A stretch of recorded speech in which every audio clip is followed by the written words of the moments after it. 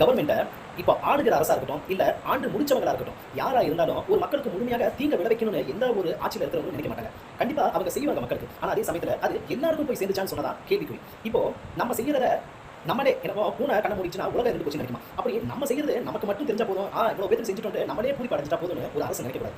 அதே சமயத்துல நிறைய நல்ல விஷயத்தெல்லாம் கொண்டுகிட்டு போய் மக்களுக்கு சேர்த்து இருக்கிற பழைய அரசு கூட திட்டத்தெல்லாம் வெளியில கொண்டுட்டு வரது எவ்வளவு ஒரு நல்ல விஷயம். இதுக்கு பாராட்டு தெரிவிக்கணும். ஒரு கட்சி புதுமையா வந்திருக்குதுன்னா அதுக்கு எவ்வளவு ஊக்குவித்து சப்போர்ட் கொடுக்க முடியுமோ அவ்வளவு மக்கள் பொதுமக்கள் கொடுத்தா இன்னும் நல்லா இருக்கும். யூபிஐ டிரான்சாக்ஷன் இது எவ்வளவு ஒரு நல்ல நல்ல ஒரு விஷயம். அதாவது ஊழல் நடக்குதுன்னு சொல்றோம் இல்லையா, அதை முழுமையா தடுக்க முடியும்னா இந்த ஒரு விஷயத்தை செஞ்சாலே போதும். எவ்வளவு முடியுதோ அவ்வளவு யூபிஐ டிரான்சாக்ஷன் பண்ணாலே ஊழல் நடக்கிறத மிக குறைகளை கொண்டு வந்து வச்சிடலாம். ஊழல்ங்கிறத பூஜ்ஜியத்தில் கொண்டு வந்து வைக்கலாம். ஆனால் இதுக்கு மக்கள் ஒத்துழைக்கணும், கவர்மெண்ட்டுடைய வார்த்தையை பின்பற்றணும்.